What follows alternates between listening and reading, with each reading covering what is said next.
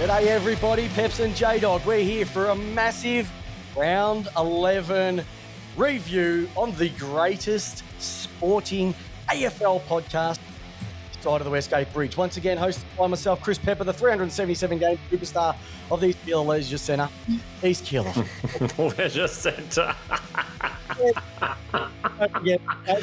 I've heard you're pretty handy in the old change rooms. And for the people who don't know the guy that I'm working with, it's Jamie Wallis, the J-Dog, the co-host with the most, here for another cracking week of AFL football. And I tell you what, it's all happening on and off the field. And as we're going to air tonight, massive news to come out of one particular club. We'll get into the usual suspects shortly. But J-Dog, I have to hand this one over to you because you are the newsbreaker. You are the man around town. What's going on? Well. It's been in the waters now for a couple of weeks, but former Channel 9 boss Jeff Brown has officially declared his intention to challenge for the Collingwood presidency. Brown had told the Herald Sun's Mick Warner that he would first approach Magpies' current president, Mark Corder, for a peaceful handover, as he believes that Collingwood is a great club and strong and united leadership is critical if we are to move beyond our current malaise. So, Peps, it has been quite a interesting time at the Collingwood Football Club. We had Eddie booted. I mean, let's not beat around the bush, Peps. He was booted from his position. Mm-hmm. Yep. Mark Corder stood or took that mantle from Eddie to lead Collingwood to whatever the next part looks like. And now we've got a challenge, which was the murmurings were about 3 weeks ago. There was murmurings that this is going to happen. And tonight we have, let's call it a spill for a word to bring in the politic world into the football world. Oh, it's a takeover. It's simply that. It is simply that. And when Eddie went down, and you know what, I think that the way Eddie left didn't wholly represent what he had done for that club. I think he just went out swinging one too many times, and unfortunately he got bitten on the butt about it, and unfortunately left in not the greatest circumstances. But ever since what's happened, I've said it for years. You know, I think it's one of the, if we had Tats celebrating, you know, our quotes or our ethos, you've got to get your off-field right before your on-field gets right. And off-field Collingwood have been a debacle. Like, they're worse than local football. And anybody who's played local football, local sport, you know what committees and so forth can get up to. They are making local football clubs looking like first-class presidential runs right now. They are woeful. And when you're sitting on the ladder, 11th, you've got 2-9, and you've got a percentage of 85.8, which is only better than St Kilda, Adelaide, Hawthorn and North, for a club that played in a grand final only 3 years ago. That is a massive, massive fall from grace. And this is just another stab in the heart to Collingwood supporters. And, this has got a lot to play out because I don't think this one's going to be an easy challenge, to be honest. No, and it started back about a month ago where Mark Corder was warned that this was coming. However, there has been groundswell of a fan angst, and it all reached a pinnacle when a 40-year member, David Haitley, organised a fan petition, gaining the necessary signatures to force an extraordinary general meeting. So what that means is Collingwood, or it'll allow the Collingwood fans to vote for board members, and the first time that they've had a chance to do that in an open election at an EGM since before Eddie Maguire took over the mantle at the Pies since 1998. That is massive. What did they count the signatures, or did they just count the X's? That would be the question that I would be asking. What would they say? Don't let a sleeping dog die, or something along those lines. Yeah. This Jeff Brown thing's been going on for a while. Peter Corder, he hasn't even had a chance to even get things going, and this guy's jumped on board. He's a big player around the town, Mr. Brown, and I can't see him saying no. He wouldn't do this if he knew he wasn't a shoe-in to get it. Yeah. And I think the supporters want to see it. I don't think Mr. Corder's had much of an opportunity, like I said, to impact and make a change. What's going to happen is from the coaching perspective, and we're going to get into the way Collingwood played on the weekend, because categorically it was probably the worst 3 quarters of football I've seen from a team play. all season. Mm-hmm. And for their coach to come out and say it's a game style that we're enjoying and we're getting something out of, my goodness gracious. Yeah. Collingwood's current board members are made up of Mark Corder, who's the president, Jodie Sizer, who was tipped to maybe be a replacement for Eddie. She's the vice president. Paula Curie is the vice president. Christine Holgate, Peter Murphy, Neil Wilson, and Dr. Bridie O'Neill, which I feel to me is sort of like the match into the powder keg room with that whole debacle around Dr. Bridie O'Donnell. Yeah, we'll bring somebody onto the board that isn't actually a member for a couple of years, so they've got no voting rights, but that's okay. Yeah. We'll still let them slot. Yeah. Yeah. So this is going to blow up the Collingwood Football Club. I mean, they're obviously too big to completely leave the thing, but this is going to bring out some absolute ghosts of the past. It's going to absolutely bring this club to its knees if Mark Corder fights this hard, it's going to bring the club to the knees. And, they say, any publicity is good publicity. Collingwood will not want this publicity at all. Mm-hmm. The last thing that, they're a club that celebrates, this is a perfect example. They were fighting over clash jumpers and port jumpers, etc., when they should have been worrying about what was going on behind their own four walls. Yeah. There's bigger fish to fry. And it's good that it's finally come to the surface and it's out there and it's been exposed. Mm-hmm. But we could be back here next week going, oh, my goodness, I know I blew up last Tuesday night, like just before we went to air. But this is going at a trajectory that I don't think anybody was seeing. Yeah. There's a lot to come out of this one, mate. And how's it going to feed down to Bucks? We know Bucks is out of contract shortly. Yep. Is he going to say, is he a Brown guy? Is he not a Brown guy? Mm. The assistants, like what's going to happen there? They're going to look back and consider this previous setup signed a bloke to 7 years over $1 million a year, and we've let some quality out of the door. Uh-huh. Is this the type of people that we want running the club? Is this the type of people that we want coaching the club? Are these the type of players that we want? Are they going to go, you know what, that contract, we're going to redo it? I don't know. This has got a lot. Eddie was running the show. He's not there anymore.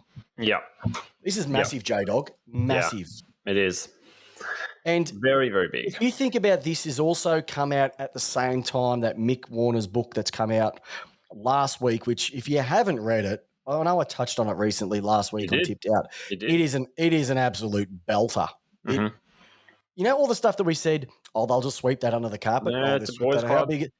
It's a boys' club. Yep. Read this book and you'll realise how much of a boys' club and how much they've got away with. I can't stress it enough. If you want to read one book and you're an AFL/sports lover and want to know the politics of what goes on behind AFL, get a copy of it. You will not be disappointed because every chapter is just a different scenario. They've had the Melbourne tanking one. They talk about the drug saga. They talk about Eddie Maguire and how he's left. Mm-hmm. They've talked about, you name it. All the bigger stories, they talk about it. Drug policies, West Coast Eagles and their drug taking and how that has all been swept under the carpet and everything there. It is an absolute cracker. Get onto it. Get onto it.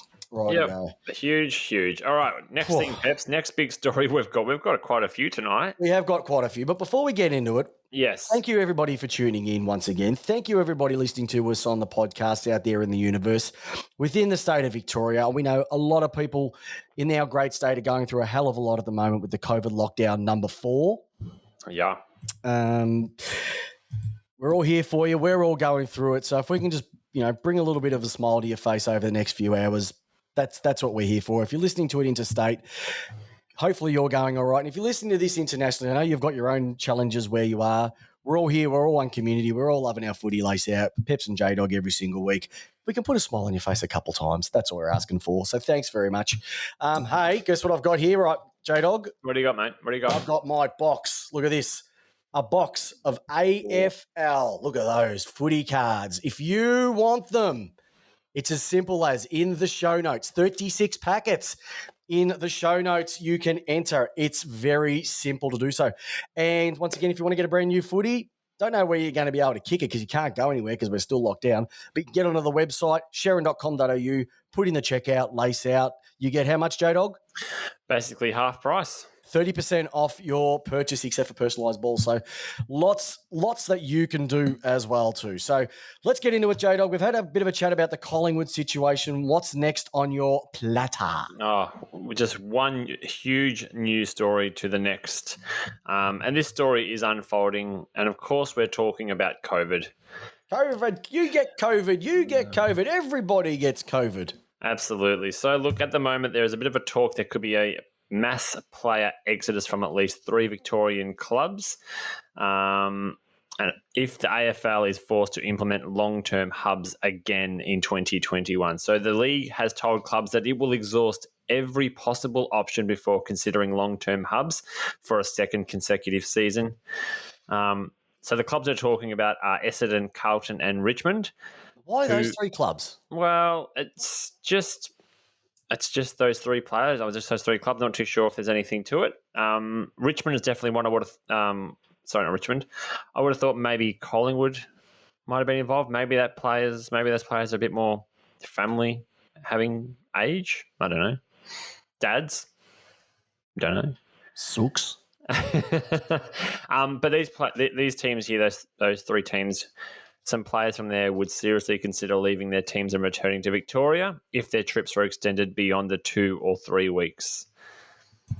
Yeah, I can understand that. They put in a massive thing last year, and it's just been one slip up that came all the way across from Adelaide. Thank you, my fellow Adelaideans, for letting that one slip through the border, and it's thrown this state into chaos for our not 1, not 2, not 3, but our 4th lockdown. 4 lockdowns. Yep. So the issue is in sharp focus at these 3 clubs because they do have a bye in round 13, and would prefer to return home to spend time with their families next week, even if Melbourne is in a lockdown still. So we don't know what that looks like just yet. That's understandable. You've got families. Yep. So, look, it's also understood that some senior Collingwood players would refuse to be in a hub as well, though it's unlikely to be immediate for them as the Magpies are still in Victoria. So, look, it's just at the moment, it's all up in the air, but we have got some rumblings from last year that players were on the verge of taking the year off because they didn't like the hub life. And if we are on the precipice of going into our second season in hub life, who knows what that looks like going forward. I think the thing that I've taken the most out of all that is precipice. Did you get that on the word of the day calendar today, mate? No. 1st Why? of June calendar. Hey, look, we are a little bit more learned down here on the Surf Coast. Maybe you guys in the backwaters of the crappy part of the Yarra River don't quite get that sort of language. I think it's more along the lines of, mate, when you're locked away in Port Adelaide prison, you've got a lot of spare time on your hands and not access to not many good books. Dictionary is all that you get to read, mate. It's like Shawshank Redemption. I just get there and read. It's the Shawshank Redemption. Exactly right. All right. Okay. What's next, mate? What's next on the Around the Grounds news of the week from you, J-Dog? Peps, I just want to get your thoughts on another potential hub life. What do you think that means for us in terms of, not us, I mean, I'm not lace out, we're stuck in here. But what do you think that means for the AFL? Would you support it? Anything to keep the AFL going? What are your sort of thoughts? Yeah. I think I have no issue with it. I think this is a bit different this time round. Mm-hmm. I think Melbourne, we should have got onto this a lot earlier. Let's be honest. They should have had the round before. Yeah, everyone available to go. They're just going to have to do what they're going to have to do. The challenge that they're going to have is if it has to go to hub life, where are they going to go? Because some of the states that gave us exemptions last year, Queensland, they're pretty much locking us out at the moment. Queensland also got people on holiday still in Queensland. I know, you can still fly to Queensland, but not from Victoria. No. So that's going to be a bit of a challenge. New South Wales, they're opening their arms to us, which is good. Perth... They've got what? New South Wales have got what? One ground? One ground, really? They've got 2 grounds. Oh, gee, I suppose Giant Stadium. Oh, hold on. And they've got probably Wagga Wagga where the great Wayne Carey grew up, so they could probably play a few games out there. But outside of that, it's going to struggle. Tasmania, they should play some games in Tasmania. That's an option. Yeah. Because it's so cold down there, COVID wouldn't survive. And that's not scientifically correct. You sure, Peps? You sure that wasn't research? You sure? We don't research, you know that. But look, it's. I do feel sorry for the players because 4 weeks ago we looked like everything was going along nicely, and it just shows to say one case, the Indian strain has just taken it out of control. So what can you do with that, mate? What can you do? There's not much, which makes it tough. So I support them. If it gets the season done, the only thing that I'm a bit peeved about, and look, I'm putting on my Melbourne hat here. Could you imagine if Melbourne make a grand final and I can't go? And they win by 5, and they win it, and we can't go. I shouldn't laugh, Peps. That's not very nice of me. No, that's not very nice. But I will track that guy down that brought it back into the state, and I will slap him. Yeah. If it goes the way that it could go, I will be shattered. Peps, I like the fact you're talking grand finals. You're a Melbourne supporter. You know that. I'm actually surprised you did that. Did you actually hear what I said? I said, Jamie, can you imagine that just everything else after that doesn't matter? It's even in your mind right now. You're talking grand finals. You've got a dream, mate. You've got a dream. Look, like I said, if you told me at the start of the year that we'd be sitting 11-1, probably should have been 10-1, 11-0, 10-1, and we lost that one game by a point, I would have gone, Jamie, you're right. You're being shanked way too many times. So, yeah. We can talk about that stuff. I reckon, you know what, before we get into some other new stuff, I reckon it sets it up perfectly for a bit of checking out this week, the round 11 ladder. All right, so let's have a look at this.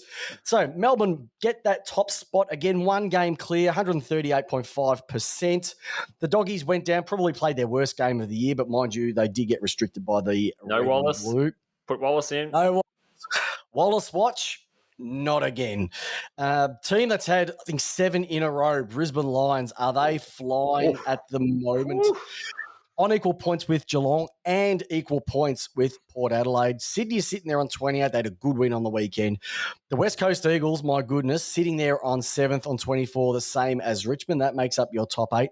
And the team that I'm going to spend a little bit of time talking about, which I cannot believe I'm going to do this, but I love football. And I must admit, at the start of the year, I picked this team to be bottom 4. But what they've done over the last number of weeks has been sensational. And Essendon, and I'm going to shout out to a guy named Andy Bridge who punched me on the chat this week and said, when are you going to give our club a bit of recognition? I said, if they win this week, I'm going to actually go into some statistics from 2019, which was the last full season, into this season, how much of a change has occurred. GWS had a bad result on the weekend, but they're still in there with a chance, equal with Essendon. Fremantle are there as well too. St Kilda, how they've won 5 games, I've got no idea. Carlton, can you smell that, Jamie? Apparently it's still on the slow boil. It's still that whatever they're cooking is still on the slow boil. The Gold Coast Suns, great win on the weekend. Adelaide Crows on 16 points. So you got 3 teams on 16. They're probably out of it, but you never know what's going to happen. And Collingwood, well, we've spoken about them. Hawthorn, probably the worst list in the league, and North Melbourne, they're having a crack, and that's all. So there's your ladder. Jamie, I would say 1, 2, 3, 4, 5 are locked in. Then you've got Sydney, West Coast, Richmond, Essendon, GWS, Fremantle, and I have to put St Kilda in there just because they're on points, but they've got way too much percentage to make up. At this point of the year, halfway through the season, put your crystal ball on who stays in and who drops out. Everyone stays in the 8. Okay, so you're saying changes. Essendon are going to miss? Yep. All right. Here's what I'm saying. Okay, what are you saying? What are you saying, I'll say West Coast are the danger. If they turn up like they did on the weekend and deliver what they served up against Essendon, they're going to drop out. Okay. Because they've got issues at the moment. And I think the way that they lost on the weekend and how they lost in that last third of the game was inexcusable.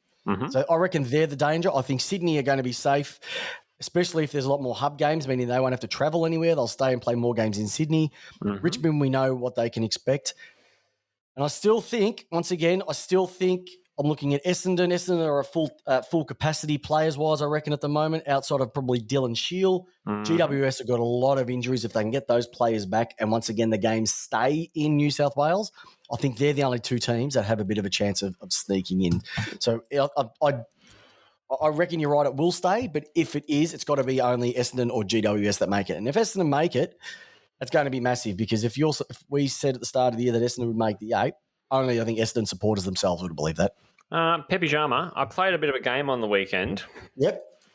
And I played the ladder predictor game. Oh, tell me about it. I don't mind the old ladder predictor game. From just looking at the games that we know are coming up, they're saying that a minimum to make the 8 this year is going to be 11 wins, and we could have teams on 18 wins. Well, there's already one team on 10. Exactly right. I'm saying, but that is like they're saying that the top couple of teams are going to be 18s, 17s, 19s. That's pretty amazing. That's pretty full on. That is big. That is a lot of teams who are winning a lot of games. Minimum is like 13 to win. Hashtag, mate, premierships are not won in June. Doesn't matter how many you win through the season. I remember Geelong lost one game for the season, came into that 2008 grand final and lost. I know, but I was interested because just as we talk about the competition getting more even and beating anyone on a day, a ladder result like that also shows that there is a huge disparity between tops and bottoms. Yeah, I think at the top of the ladder, top part of the ladder, up until about 10 or 11, that's quite even, probably even maybe 12. Yep. Outside of that, there's just too much of a gap. Mm. And once again, is this a flow-on effect from the drafts that were compromised with GWS and Gold Coast? Are we still feeling an effect with that? Mm. Who's to know? But that is massive, mate. All right. What's next on your plateau? Peps, just a sneaky one. Surprisingly to all, maybe not to everyone, but to majority of us all, Peps, including myself, we're talking mid-season draft, Peps. We're there already. All right. We are halfway through. I think listeners on the chat right now, they're talking about all this sort of stuff at the moment, but it is absolutely fascinating right now looking at the mid-season draft is already here. Like, how has the middle of the season got here so quickly? Yep. Normally I'm packing up my ski gear, getting ready to jump out into next year, going down to Bulla. I haven't even looked at the stuff at the moment. I'm looking forward to, our premiership is draft week and trade week. So the top, there are basically, it's really important for some of the bottom teams to top up their list. So there's 10 clubs who could address some of their lists. So number one pick in this year's mid-season is North Melbourne. And the talk is they're probably going to get another backman in to help Ben McKay and Robbie Tarrant back there. So a backman could be what they could be looking for. Yep. In this year's mid-season. Yep. I think Buzz has jumped on. Did St Kilda win on the weekend? Yes, they played one of the greatest games of AFL I've ever seen. Oh, that was. We'll talk about that later. We'll talk about that in a moment. But that was just that blew my socks off, that one. But I'm tipping St Kilda won because that's the only reason why he's joined us this week. Two players there who could fit the bill is we've got Jacob Edwards and Max Heath. Jacob Edwards in particular is interesting because he's a 202 centimetre tall. The word that you love, Peps, he's a rangy, athletic footballer. If you just said rangy footballer, that's fine. Basically, when you say athletic, he's got not 1 ounce of muscle on him, has he? He's bouncy, he's skinny, and he's competitive. So he's basically you without the competitiveness. Probably has more hair as well. And probably hair. Yeah, everybody, what do you reckon about Jamie's chrome dome look? What do we think? Buzz, can I have your approval? Oh, you've got the same haircut as Buzz now. You know that, don't you? But Buzz reckons it's a mid-season guessing draft. No. Yeah. I don't think it's as much of a guessing. I think if there's some runs on the board, you can see what they're playing. They're playing some good local footy, good Southeast Australian Football League footy. That's been struck down by COVID. Local footy's been trapped. Oh, my goodness, just when seasons were getting back underway, they've been all stopped again. Pepe? Yeah. Got another one. Hawthorn, pick number 2. Yeah. So we saw how they were smashed on the weekend. Yeah. What they need is a midfielder that has pace, and they're talking about a guy who is Well, they've got Jonathan Segler, who's needing a bit of a break. They've got Ned Reeves down there. They may take someone else, another tall person potentially as well, and they're looking at Ned Moyle, who's a 205 centimetre. Peps, one of your favourites again, my friend. He is an ex-basketballer. Far out. He must be related to Pendlebury, and I reckon that, what's his name? Petrarca would know him as well. Yeah. I bet you he can work his way through a phone box. Oh, dear. So there's also Jai Newcombe as well that they could take pick number 2 with Hawthorn. Pick number 3 is Collingwood. Yep. The Pies have key young defenders and running back, but require midfielders and key forwards. Funny they say that because they had some young midfielders that could do that job. They had, I think, 4 of them, didn't they? They did. And they sort of went, whooshka, for Grundy. Whooshka. So Heath is also one of those ones that could be ideal for the Maggies. And they could also be seriously looking at, and the talk around here is looking at giving Tyson Stengel another crack at AFL. Oh, why not? Why wouldn't? You know what he can do? If he's been burning it up in the local leagues, why not? Yeah. Why not? All right. Hey, J-Dog. Yeah, my friend. What am I in the mood for? What are you in the mood for? I'm in the mood to spin the magnets. Okay. Let's spin them. All right. So it's spin time. So what should we go with first? I reckon we go with our 3 votes. Let's start this off. Let's start this off nicely. So let's start it off with a bit of 3 votes. 3 votes. All righty. Can I go mine first? You can go yours first. Right. First and foremost, I have to be a bit biased here, but what Melbourne did to the Doggies on Friday night was sensational. Loved it. Did I expect it? Hell no. I even picked the Doggies. Melbourne have come out and kicked their highest score in a first quarter for the entire year and restricting the Doggies to their lowest score of the entire year. Now, a certain individual that I do this podcast with, halfway, I think, through the second quarter is saying it's all done, it's all over. And I'm like, mate, This is Melbourne. I didn't expect it. But what they did and how they played was exceptional. And I tell you now, if you haven't thrown a couple of dollars on good old Clayton Oliver for the Brownlow, he's probably picked up his 3rd best on ground in the last 3 weeks. He is magnificent. And when I on the Sunday Footy Show, they were talking about Judd and Kerr versus Oliver and Petrarca. You've still got a while to go, but goodness gracious, if they can continue the form they're in at the moment all the way through, I could be a very, very happy man. And I know Joel Michael will be a very, very happy man as well. Peps, what I saw on Friday night was Melbourne, the most similar thing I could put them into, like trying to match up an item with how Melbourne played, fire blanket. They literally suffocated the Bulldogs midfield. Could not move the ball. The fire blanket. I like that. The fire blanket. The Melbourne fire blankets. And they play Brisbane this week as well too. So it's going to be interesting to sort of see where that game's being played, what time it's being played. Yep, it's just, they play 1v2 and it's going to be 1v3. You got one team who are playing consistent football across the entire season against a team that started off really slow and it's just clicked into gears the last 7 weeks. So I'm excited for that. Look, I have to give my 2 votes to a guy that took one of the best marks I've seen in a long time, Jack Rewalt. Now, this he's pushing closer to the end of his career, but that mark that he took, if you haven't seen it, jump on afl.com.au. No doubt it'll be on there, where he's running into the back, face first into the pack, jumps up, takes it, but almost twists in midair and takes an absolutely sensational mark. They've been comparing it to his cousin Nick's mark in Sydney many, many years ago and Jonathan Brown's one. I still think they're the two because the way that they and the speed that they hit the packs on those 2 marks is nuts. I would never do that. And I'm telling you, I'm not a pea-heart, but in that case, I would have just gone stand aside. But that was sensational. One of the best marks I've seen in a very, very, very long time. And look, I have to give my 3 votes to a team I have ridiculed. I have bagged out. I have hated for many, many years. And look, let's get me honest, I still don't like them. But Essendon have been playing some awesome footy over the last number of weeks. And what they did over there in Perth, and I'm going to get into it more, just how things have changed in the space of 2 years, because I didn't count last year, for this club. One draft, but a number of other factors have just gone through the roof this year. They're playing some really good footy, and look, they're not going to win the flag. So don't think it's, if I hear you one more time, it's the Baby Bombers of 93 once again. Daryl Kerrigan, you're dreaming, all right? Like, you're not, okay? But you've got plenty to get excited about. Very, very excited about. So They're my 3 votes Love it. for you. What about you, J-Dog? What's Peps. your 3 votes. I'm going to change it up this week, Peps, for me. Yep. I like your 3 votes, but I'm just going to make it. I'm going to have a key word, and then I'm going to assign 3 teams. You can choose who the votes go to. I don't even care.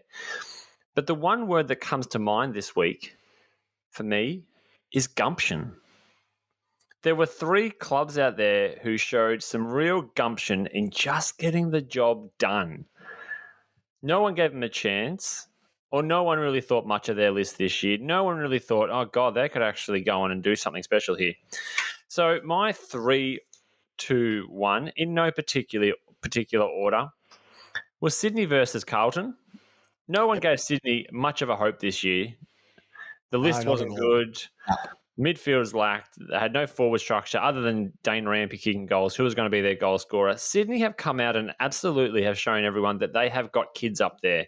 And they showed Peps. What's that G word that they showed on the weekend? Gnome? Gumption, Peps. They showed gumption. Guts. All right, my other club. Maybe Gatorade? Okay. My other club, Peps, who showed a bit of gumption. Essendon. Oh. No one thought that Essendon was going to go well this year. The first 3 games of the season, absolutely terrible. They have shown that they've got Parrish coming in who's just getting an absolute ball magnet, averaging over 30 possessions this season. They've got players still to come in. We've got Dylan Shield who's still to come into this team.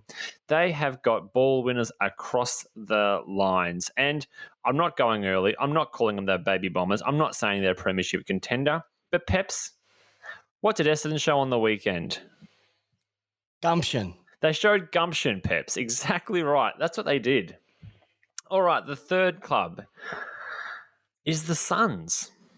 Oh. I don't rate the Suns. I don't love it at all. I don't rate them. I don't rate the Suns. I like them. I think they're a waste. I think that the AFL has made a critical error up there, and I think that the Suns have also critically stuffed up, royally stuffed up, actually, I should say.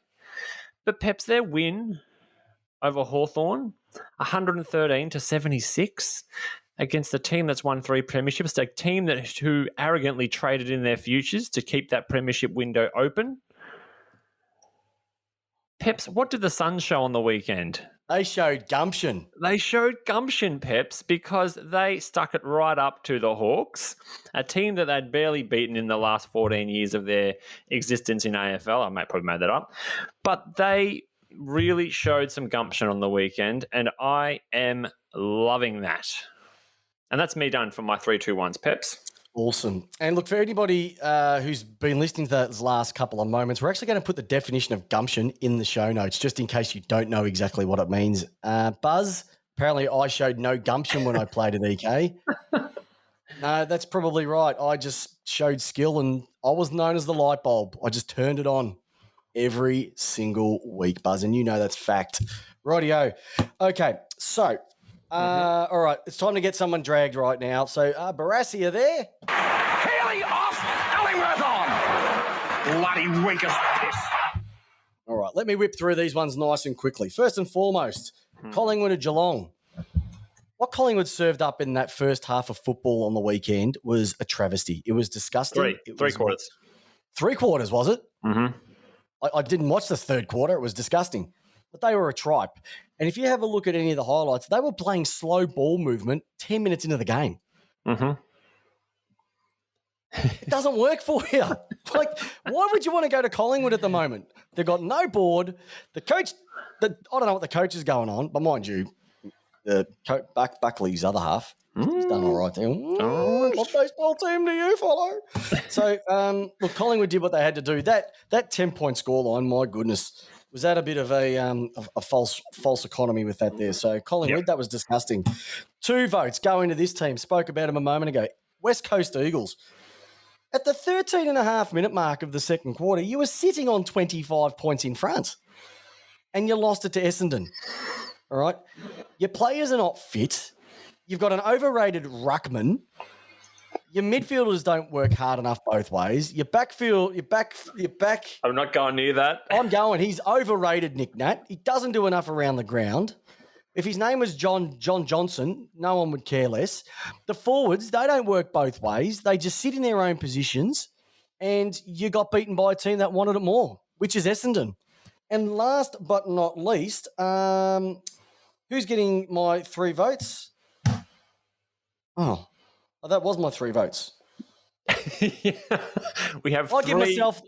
give myself 3 votes for not having my 3 votes in the right order. I should have. I have a full weekend to get this organised, and I've stuffed it up royally. So I'm giving myself 3 votes for not having anyone written down for 3 votes. Oh boy. Yep. Excellent, Peps. My 3 votes, similar to you, no particular order. West Coast, you shouldn't be losing games over there, and you shouldn't be losing games to Essendon over there. You know their history. You know that they're a bit flaky. And you gave up a hell of a lead. What the hell are you doing? West Coast, terrible. If you want to make the 8, you've got to win all your home games. Wet toast. Wet toast. Wet toast. Don't really know if probably this is my number 1, like in terms of like only 1 vote. But for me, it's got to be the Giants, Peps. They absolutely got shown up against, like, if they thought that they were thinking, I am right there on the edge of cracking the top 8, right there, they got smacked, and they got a reality check from Brisbane Lions, who absolutely spanked them in the tune of almost 80 points, or 70 points. Yeah, I think with GWS, I'm not making excuses for them. They have got a few injuries at the moment, so it does make it tough. And look, they're coming against probably the most red hot team in the league right now, which is the Lions. Yep, and if the Lions kick straight again, that would have been bad. Well, don't say that. And finally, for me, you had a win. But St Kilda, if you wanted to show something, you should have put in more than 20 points against North Melbourne. If you really wanted to convince people that you're not just that, 20 points should have been the absolute, like, that should have been closer to 40 in reality. And, I mean, I'm surprised we're talking about mid-season draft. We just got through it then and didn't talk about St Kilda throwing a 7-year deal at 1.1 at Mitch Wallis. Because that's what St Kilda do. Oh, look at you, St Kilda. So all those big guns you signed up, they're doing well, aren't they, Buzz? Well done on your win, but let's not beat around the bush. It was one of the worst games of football that we have seen since the Collingwood versus Richmond reinstation of the league last year. Oh, because it was a shocker, Peps. That was a tough Saturday to sit through football. It was. That's why I watched the Melbourne replay about 4 times. Yeah, because we had. Hey, listen. Yes. Oh, sorry, I was going to say really quickly, and I'm sorry for interrupting there. I shouldn't do that. But the Rising Star, we've got another Rising Star for this week. Ooh, and tell me. For the 3rd time this season, it's a Melbourne player, Trent Rivers, playing off halfback. This guy is 19.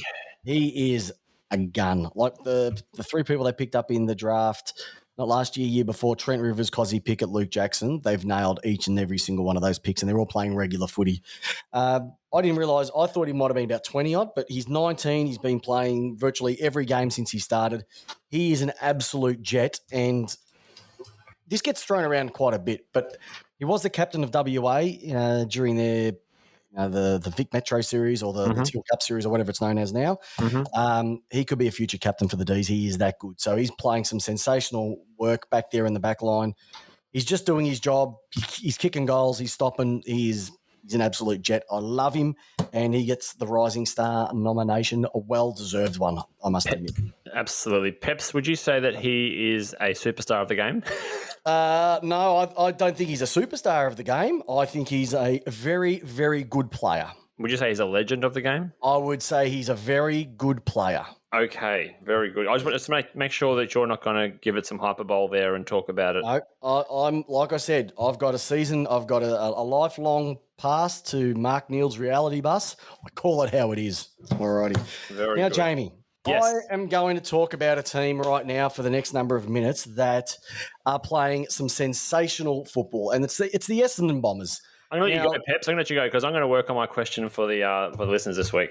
Okay, beautiful. All right, so the Essendon Bombers, nobody thought that they would actually do anything this year.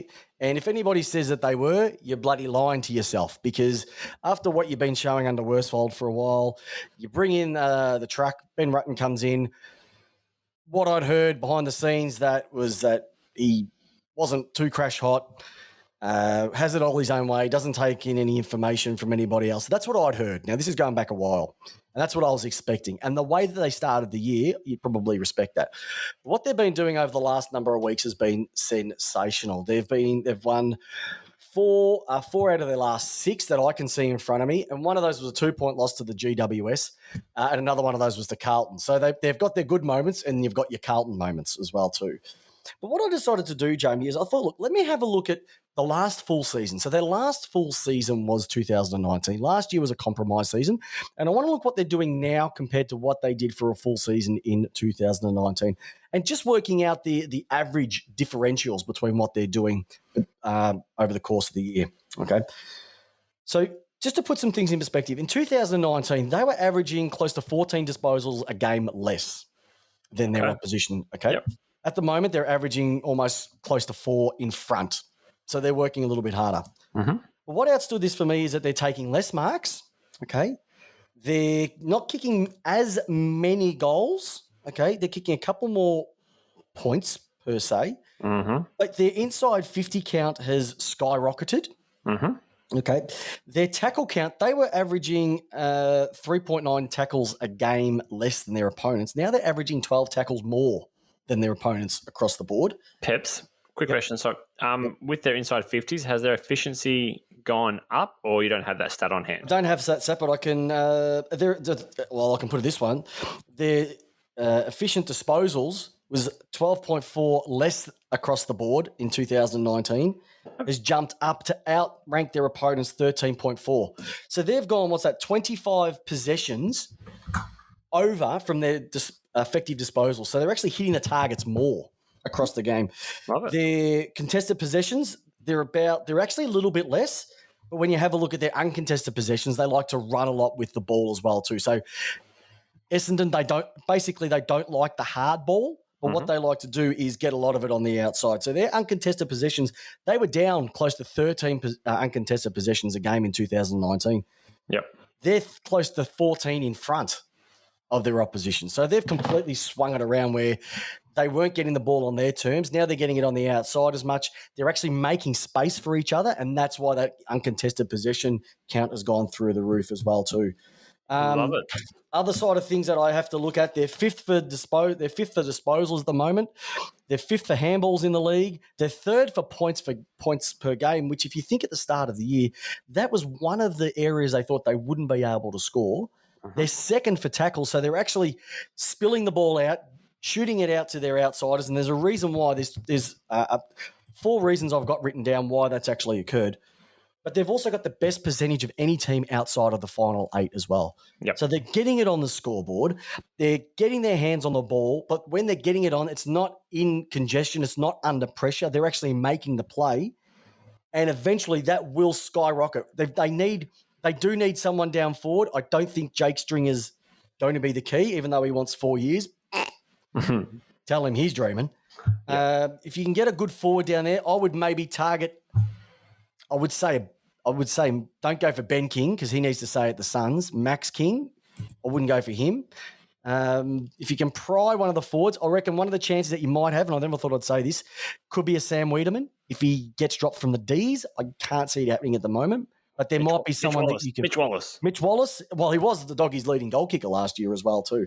But there's... in the top 50 average possession getters in 2019, they only had 2 players. Mm-hmm. At the moment, they've got 4. Now, the one that's gone through the roof, and if he's not... you're talking about champions before. This guy is far from a champion. But he's played a lot of footy, and it's finally they took him, 5-6 years to realise what position he needs to play. That's Darcy Parish. Mm-hmm. Now, I've picked on him a fair bit. I reckon the greatest thing he ever did was cut his hair and get a man's haircut. But he has played some sensational football this year. His stats have gone through the roof in what he's deserved. He's averaging 30 possessions a game. Yeah. He's averaging close to, 109 fantasy points if you're in that sort of thing.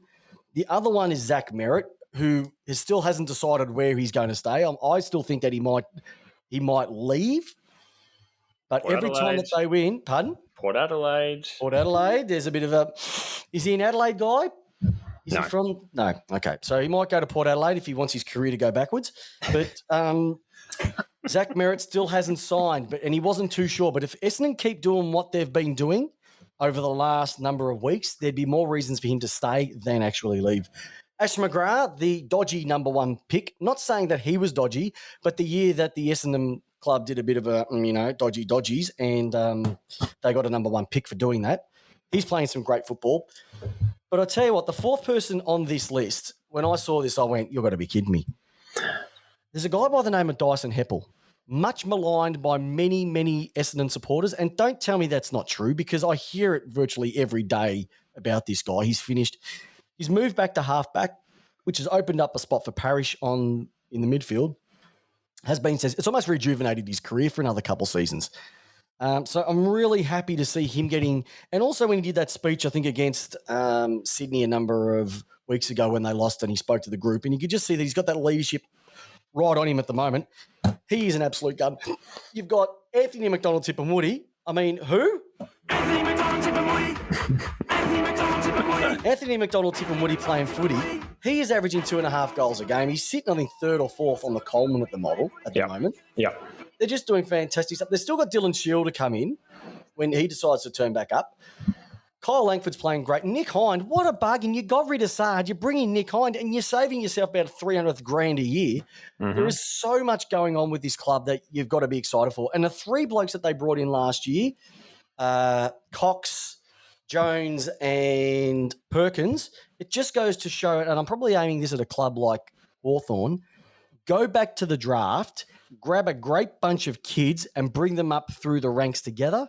It's amazing how things can quickly turn. Now, if we go by history, they'll probably find it a little bit harder towards the end of the season as these kids get a little bit tired, okay? And that means that more pressure and more of the workload has to go onto the senior teams.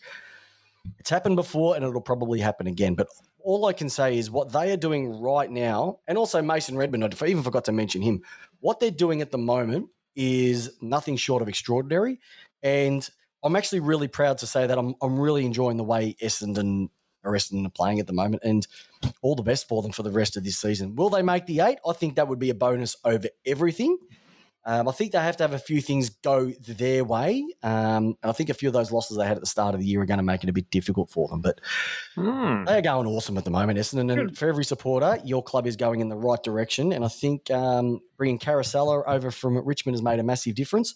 And getting a fresh voice in there in terms of Ben the Truck Runton has made a massive impact to them as well too. So I'll tell you what, listeners, tell me what you think. Leave a note on the show notes in the chat. Leave a review. What you think of my little talk about Essendon, but I reckon they've got so much upside at the moment. It's amazing how quick things can turn around. And we did see there, Buzz, just to quickly know on there, that interesting comment from Kane Corns about maybe grabbing both the Mackay twins there, having potentially, I've lost the names, having Harry up front and then having Ben McKay down the back. That would be interesting.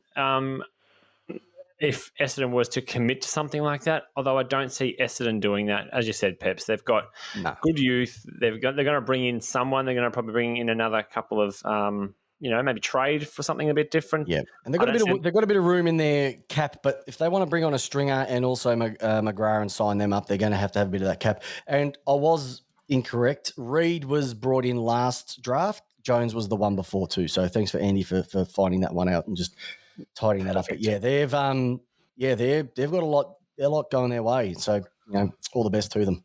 Like it, Peps. Like it. Thank you for sharing that with everyone. Beautiful. All righty. Hey, mate, it's time to splash the cash a bit because I've got a couple of updates when it comes to contracts. Nothing big so far. It is the middle of the season. Clubs are starting to lock away a couple of players. Nothing too exciting as we've had over the previous weeks, but Alex Neil-Bullen, one of the forward midgets up in for the D's, has signed a 2-year extension last week, so that's great. He's my dad's not favourite player. You can't say that he is a guy that can run, but he has upped his game from last year, which is great. And Jay Collar-Jasny looks like he's going to be signing for another 3 years at the Cats. So just a little bit of splash the cash contract news. We're still waiting for Merritt. We're still waiting for Stringer. Like as soon as we get the news, we'll share it with you here, listeners.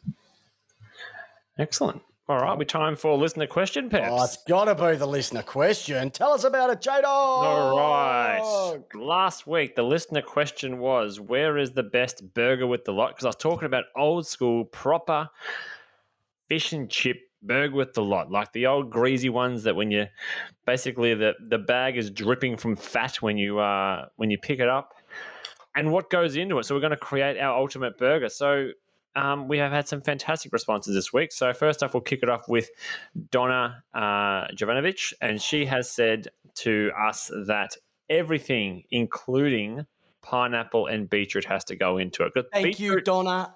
Thank you. If you just take the tomato off, but everything, yes. Well, beetroot is beetroot and pineapple are two very, very divisive ingredients in the burger with the lot. I'm not a huge fan of beetroot because I think it tastes like dirt, but I am a huge fan of pineapple in a burger with a lot, but it has to be grilled. It has to be a grilled pineapple. Oh, so you obviously can't go straight on. You want a bit of straight on the grill for maybe a minute both sides. Just get a bit of that caramelization on the outside. The bit of the charcoaly flavour as well coming through. Love it. Lee Moss has put mushroom is a must on a burger with the lot. Don't know if that works for me. I don't know. That's the texture of it. It's a rubbery texture in a burger with the lot. You want to just sink your teeth into it. Mossy. We're going to have a talk after this. Unless you're talking about a vegetarian burger with a lot. And then... it's still no excuse. Hey, look, Pep, we're all inclusive here.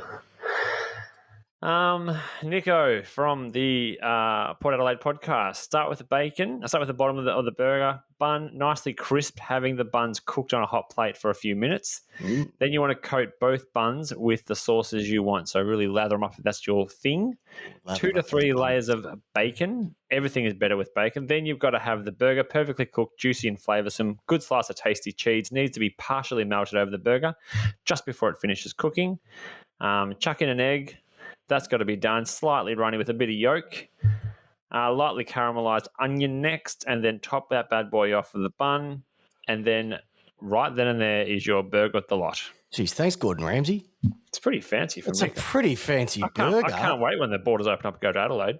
Oh, I'm tipping once again because he's from Port Adelaide that he may have seen a number of his cohorts order that as their final meal in Port Adelaide prison. That's only way you can study something like that big in Adelaide. YouTube prison meals. It is a fascinating world in the prison world. Okay. Corey Vandertucker said, can't go past halloumi. This is Fuds in South Australia. Best burgers around, and has included a picture. I like that because Peps is simple and he likes to have just pictures to look at. So very good there. I love that one. Halloumi in a burger. Once again, it's a bit squeaky on the teeth. I'm not a huge fan of it. Rule number 1 from Josh Weymouth. So Flaming Josh has said, rule number 1 here, boys. Absolutely, and I cannot stress this enough, positively no beetroot on that burger. And then from You're there... sacked, Josh. You're sacked. Sack him. And then Thomas has come on there. Thomas Rocker has come on there and said, double beetroot and pineapple, the big Queenslander. And then other people have said you've got to have a beetroot on there.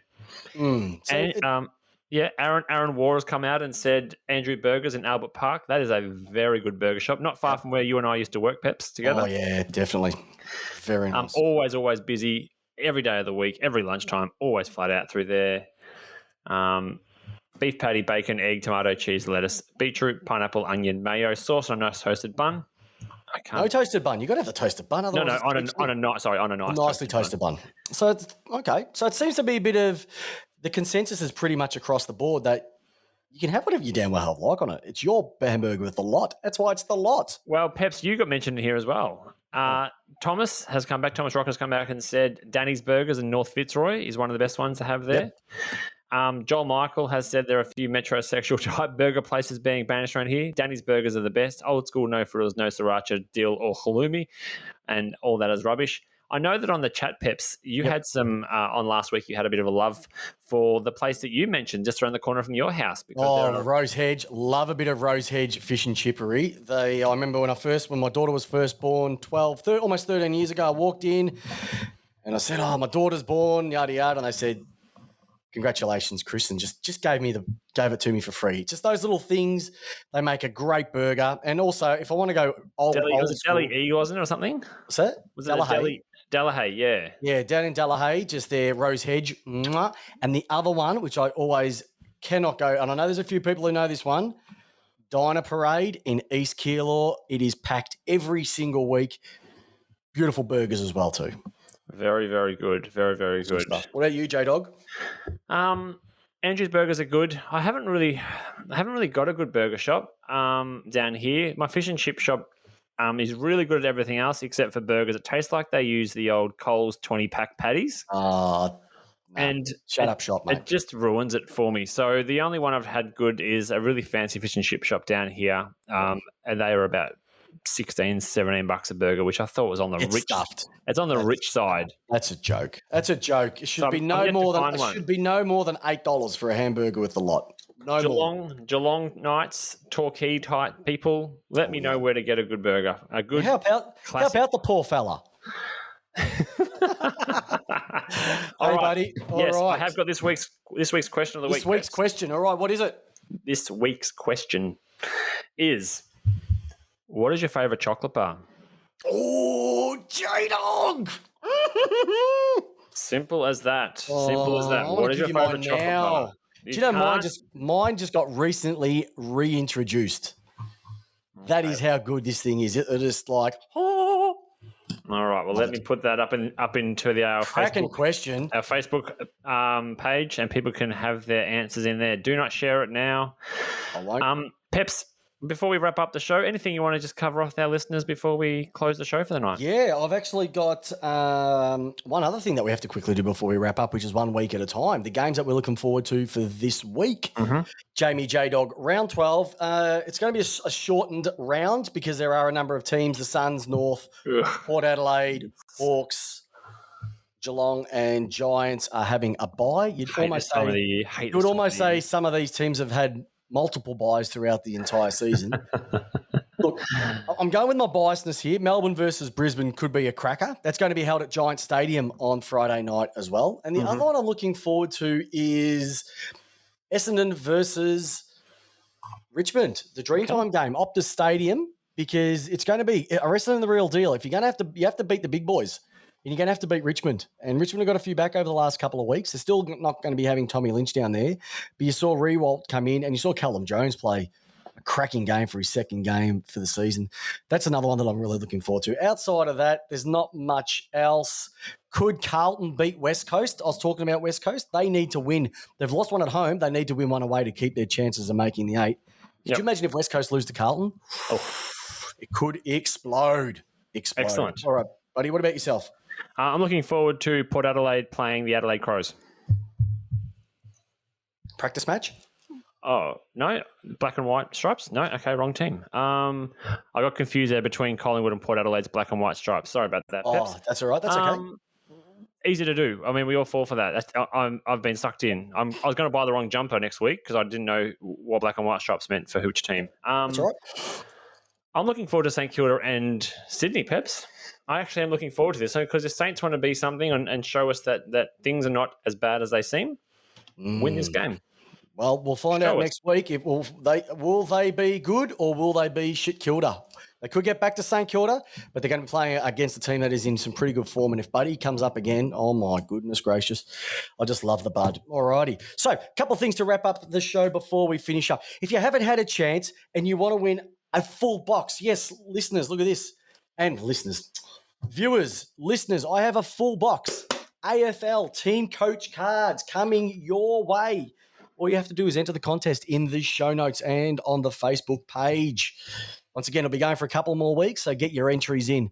If you want to get yourself a new footy, we mentioned it earlier on. Sharon.com.au, lace out, pick yourself up a new footy, 30% off, which is how much? Half price, Peps. Half price, according to the J-Dog once again. Half price, yeah. You know what? I've asked this a couple of times over the last few weeks, and we've been getting a response. Leave us a review. If you love what we do, leave us a review on iTunes, because the more people that know about us, and there was a hashtag that came out last week, hashtag listen to Lace Out. Let's get that trending worldwide. Let's get that going, because everybody should listen to, not the hoity-toity podcast, none of this 360 or 720 or 1080. We're going to listen to Lace Out because that's how you want your footy every single week. And Tipped Out is going to be on Thursday night as well too. And everybody tunes in for our tips. you're guaranteed to hear them get wrong. That's basically right. Yep, getting wrong. I was going to let something else out, but I'm going to hold that off potentially for next week. Love it. Love it. Right. So there you go, listeners. There's our round 11 recap and review of all the news, everything. That's myself with Chris Pepper. Once again, I can't do this show without the single greatest co-host anyone could ask for. And that's Jamie Wallis. And as we do every single week, we ask the great question just to finish it off. J-Dog, Jamie Wallis, the J-Ball, the toe ball. How do you want your footy? Peps, I want it to lace out. Good luck to your teams this week and go Jays! See you, listeners. Thanks for listening to our latest episode. If you haven't done so already, make sure to subscribe, rate, and leave a review on iTunes. I'm your host, Chris Pepper, and with Jamie Wallis, we give you your footy how you want it. Peace out.